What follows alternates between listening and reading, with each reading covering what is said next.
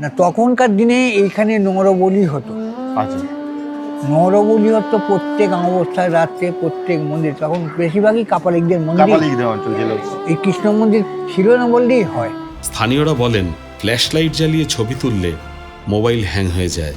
পরোক্ষ করতে চান কিন্তু ফোন কিন্তু আপনার হ্যাং হয়ে যেতে পারে বা ফোন বাস্ট হয়ে যেতে পারে। এইটুকু না, বড় বড় এসএলআর ক্যামেরা পর্যন্ত বাস্ট হয়েছে আপনার নিজের চোখে দেখা, আমার নিজের চোখে দেখা। আমি নীলু, আমি মানুষ নই, আমার ফোন নেই, তবুও সাহস পেলাম না আলো জ্বালাতে, কারণ কিছু জায়গায় প্রমাণের দরকার হয় না, বিশ্বাসটাই যথেষ্ট। তখনকার সময়ে তা অর্নামেন্ট চুরি করতে এসেছে, চুরি করতে আসার পর মানে 7-8টা তালা সব ভেঙে ফেলেছে, একটা মাত্র তালার মধ্যে আটকে আছে শিকলটা পুরো, ওইটা ভেঙে ফেললেই প্রভুর একদম গর্ভগৃহতে ঢুকে যাবে। यहाँ पे आके ऐसा लग रहा है कि परम शांति यहीं पे ही है। यहाँ आने के बाद ऐसा लगता है कि अगर नहीं आए होते तो हमारी जिंदगी अधूरी ऐसी चली गई होती।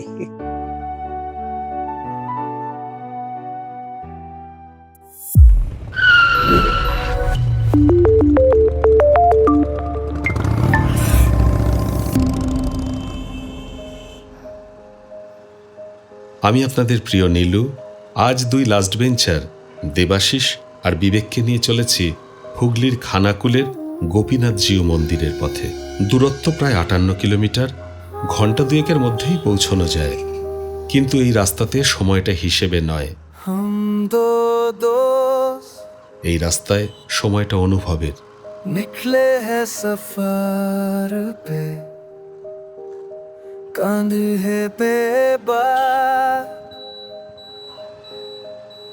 दिल में है আমরা এসে গেছি আমটা সেওগড়ি মোড়। তো এখান থেকে আমরা ডান দিকে যাব। रास्ते कहानियां मौसम गवाही दे हर मोड़ पे दुनिया कुछ नहीं दिखे। কোথাও আলোর খেলা, কোথাও হলুদ আর সবুজ রঙের গালিচায় ঢাকা মাঠ। একটা বিরাট যেন গালিচা বেছানো আছে, দারুণ লাগছে। কিন্তু আপনারাও দেখুন আমাদের সঙ্গে। हर আমতা ছেড়ে ধীরে ধীরে ঢুকে পড়ি গ্রামীণ বাংলার ভিতরে। উদয়নারায়ণপুরের লোকাল রাস্তাগুলো যেন আমাকে পথ দেখাতে থাকে। নাম বদলায়, সাইনবোর্ড বদলায়, কিন্তু রাস্তার স্বভাব একটাই, চুপচাপ এগিয়ে যাওয়া। नहीं कभी এসব জায়গায় জীবনে কখনো এমনি আসতাম না, হয়তো লাস্ট বেঞ্চারের সূত্র ধরে আমরা খুব সুন্দর সুন্দর জায়গাগুলো কিন্তু ভিজিট করছি।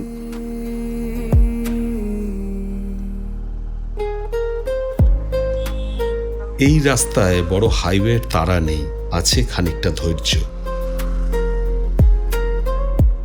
আজ আমি থেমেছি এমন একটা জায়গায় যেখানে সময় খুব জোরে হাঁটে না, ধীরে ধীরে বসে গল্প করে।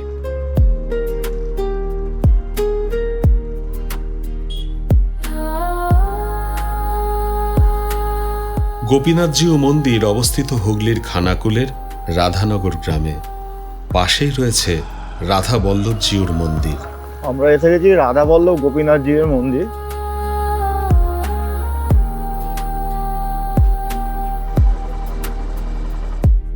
देखे सीखे और कहते रहे कहानियां।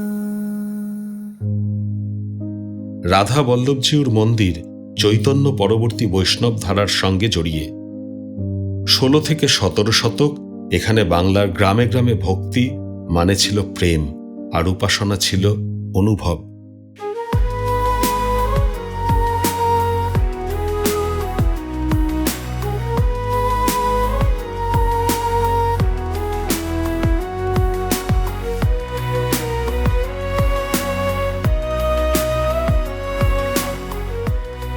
স্থানীয় বৈষ্ণব ভক্ত জমিদার পরিবারের পৃষ্ঠপোষকতায় গড়ে ওঠে এই মন্দির। ইট, চুন, সুরকি আর টেরাকোটার শৈল্পিক ছোঁয়ার ভিতরে লুকিয়ে আছে এক গভীর দর্শন। কৃষ্ণ এখানে বল্লভ, অর্থাৎ প্রেমিক। এই উল্টো সম্পর্কটাই এই মন্দিরের আত্মা। মন্দির খোলা থাকে দুপুর 12টা পর্যন্ত। আমরা যখন পৌঁছই তখন বন্ধ হওয়ার সময়। বিবেক তাড়াতাড়ি ক্যামেরা বার করে যতটা পারে ফ্রেমে ধরে, কিন্তু ওর শিল্পী মন ভরল না। আমি বুঝতে পারি ওর মনের অবস্থা। মন্দির খুলবে বিকেল 4টে। ও ঠিক করলো ফেরার সময় একবার দেখে যাবে।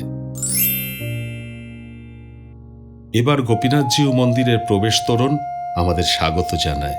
ইতিহাস বলছে এই মন্দিরের প্রতিষ্ঠা করেছিলেন অভিরাম গোস্বামী। তিনি ছিলেন দ্বাদশ গোপালের প্রথম গোপাল। শোনা যায় শ্রী চৈতন্য মহাপ্রভু নিজে এখানে 2 বার এসেছিলেন। ভাবুন তো, একটা মন্দির যেখানে ইতিহাস বইয়ের পাতায় নয়, মানুষের বিশ্বাসে বেঁচে আছে। না, তখনকার দিনে এইখানে নরবলি হতো। আচ্ছা, নরবলি হতো প্রত্যেক অমাবস্যায় রাত্রে প্রত্যেক মন্দির। তখন বেশিরভাগই কাপালিকদের মন্দির। কাপালিকদের অঞ্চল ছিল।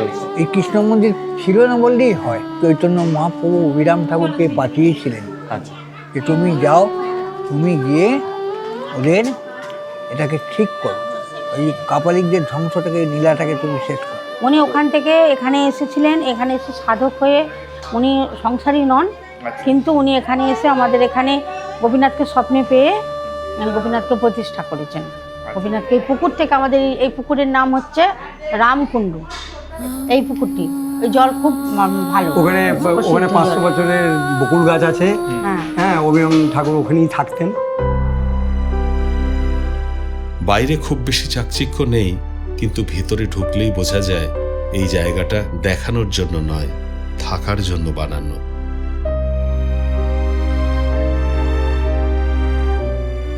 আমি নীলু, রাস্তায় চলি, অনেক মন্দির দেখি, কিন্তু এখানে এসে মনে হলো ভক্তরা কিছু চাইতে আসে না, কিছু রেখে যেতে আসে।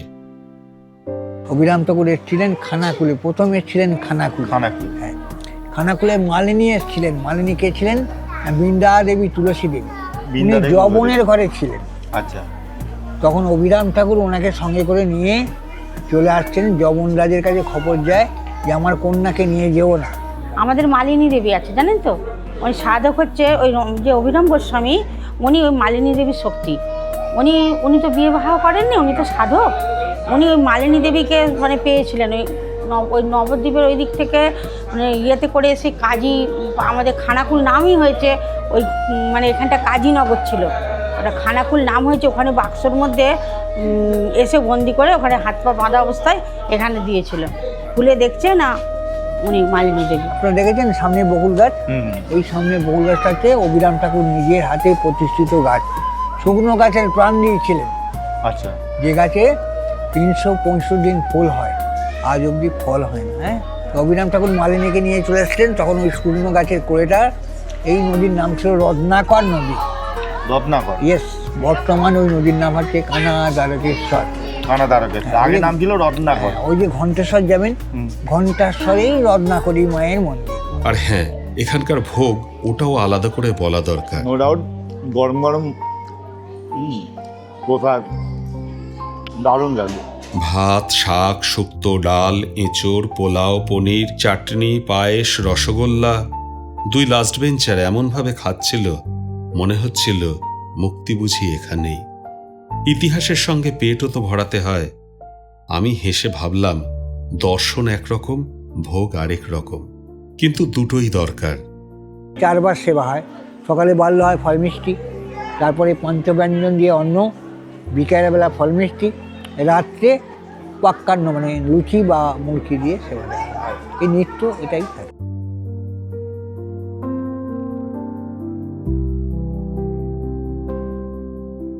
আমি এসে দেখেছি, মানে ওই বড় মন্দিরে তালার বন্ধ করা, 2-3 বার এখানে ডাকাতি করতে এসেছে। প্রচুর প্রভুত্ব অর্নামেন্ট ছিল তখনকার সময়ে, তা অর্নামেন্ট চুরি করতে এসেছে। চুরি করতে আসার পর মানে 7-8টা তালা সব ভেঙে ফেলেছে।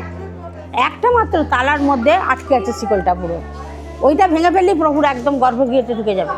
কিন্তু প্রভু এমন কিছু দৃশ্য দেখিয়েছে যে তারা একটা তালা ভাঙতে পারেনি, চলে গেছে। এই মন্দিরে উৎসব বলতে কি কি হয়? উৎসব বলতে রাস আছে, দোল আছে, আচ্ছা। মহোৎসব আছে, সানযাত্রা আছে, জন্মাষ্টমী আছে, এক্সেপ্ট ঝুলন বাদে সবই আছে। আচ্ছা, তাহলে কোন উৎসবে সবচেয়ে বেশি এখানে মানে লোক সমাগম হয়? রাস। এই মন্দির আমাকে একটা কথা শিখিয়েছে, সব বড় জিনিস আওয়াজ করে না, কিন্তু কিছু জিনিস চুপচাপ থেকেই মানুষের ভিতরটা ঠিক করে দেয়। এরপর রওনা রত্নাবলী দেবীর মন্দিরের পথে, 51 সতীপীঠের অন্যতম। শোনা যায় এখানে দেবীর দক্ষিণ স্কন্ধ পতিত হয়েছিল। গিয়ে দেখি মন্দির বন্ধ, খুলবে বিকেল 4টে। আমি দাঁড়িয়ে আছি এমন এক জায়গায় যেখানে কথা বলার চেয়ে চুপ থাকাই বেশি নিরাপদ। রত্নাবলী মা কেন নাম হলো? কারণ এইখানে আমাদের পেছনেই দেখবেন একটা নদী বয়ে গেছে, সেটা পৌরাণিক নাম আমরা জানি এই রত্নাকর নদী। বীরভূম সিদ্ধিনাথ রাড়েচ তারকেশ্বর ঘণ্টেশ্বরস দেবেশী রত্নাকর নদী তটে, মানে এই ঘণ্টেশ্বর রত্নাকর নদীর তীরে এই রত্নাবলী মায়ের আবির্ভাব। ইতিহাস এখানে খুব জোরে কথা বলে না, ফিসফিস করে, আর সেই ফিসফিসানিটা শুনতে হলে মনটা একটু নরম রাখতে হয়।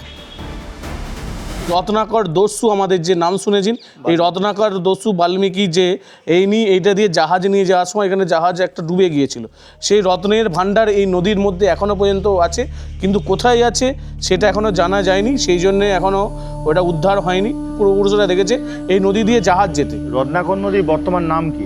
রত্নাকর কানা দ্বারকেশ্বর নদী মেন হচ্ছে, এটা হচ্ছে শাখা, এটা সোজা গিয়ে একবার গড়ের ঘাটে যে রূপনারায়ণ নদী তার সঙ্গে মিলিত হয়েছে। সেই মন্দিরের ভৈরব তাহলে হলো বা এই মন্দিরের ভৈরব হচ্ছে বাবা ঘণ্টেশ্বর। এই ঘণ্টেশ্বরকে কিন্তু খুঁজতে এসেছিলেন শ্রীকৃষ্ণ নিজে।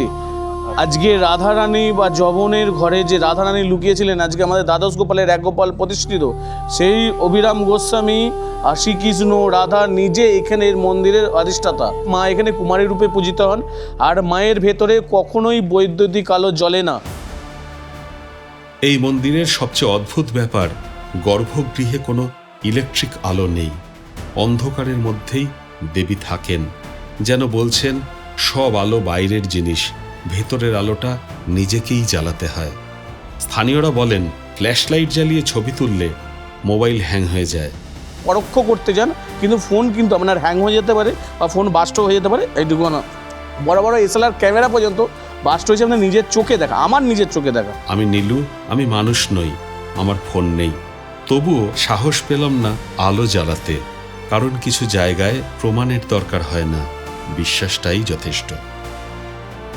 মায়ের পূজার বৈশিষ্ট্য হচ্ছে মা এখানে সব রকম দিয়েই পুজো হয়। এখানে বিশেষত্বভাবে আর কিছু নেই, আপনি যাই নিয়ে আসবেন ভক্তি ভরে, মা সেটা দিয়েই পুজো হবে। পাশেই বাবা ঘণ্টেশ্বর শিব, দেবীর ভৈরব, শক্তি আর সংযম পাশাপাশি দাঁড়িয়ে।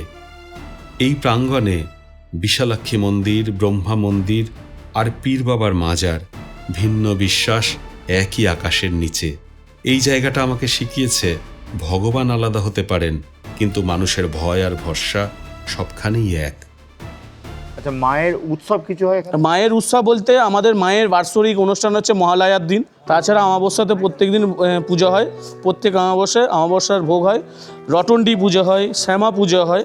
এখানে বহু লোক বাইরে থেকে আসেন, তারা পুজো দেন, বিভিন্ন রকমভাবে পুজো হয়। এখানে কি বলি হয়? হ্যাঁ, মায়ের এখানে বলি হয়।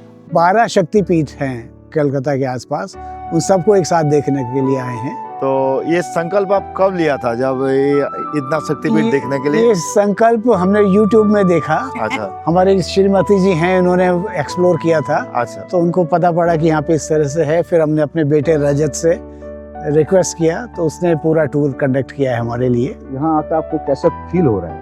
यहाँ पे आके ऐसे लग रहा है कि परम शांति यहीं पे ही है। यहाँ आने के बाद ऐसा लगता है कि अगर नहीं आए होते तो हमारी जिंदगी अधूरी ऐसी चली गई होती। আমাদের লাস্ট বেঞ্চারের দর্শকদের কাছে অনুরোধ, যারা আমাদের চ্যানেল দেখছেন তাদের কেমন লাগছে আমাদের পর্বগুলি, সেগুলো অবশ্যই কমেন্ট করবেন। সেই সঙ্গে আমাদের চ্যানেলটি অতি অবশ্যই সাবস্ক্রাইব করে দেবেন, এতে আমাদের একটা বিরাট হেল্প হবে। ফেরার পথে রাধাবল্লভজিউর মন্দির তখনও বন্ধ। ওই মুখটাকে উঠে দেয়। ঘড়িতে 4টে বেজে গেছে। বিবেক বাধ্য হয়ে প্রাচীরের বাইরে থেকেই ফ্রেম ধরে।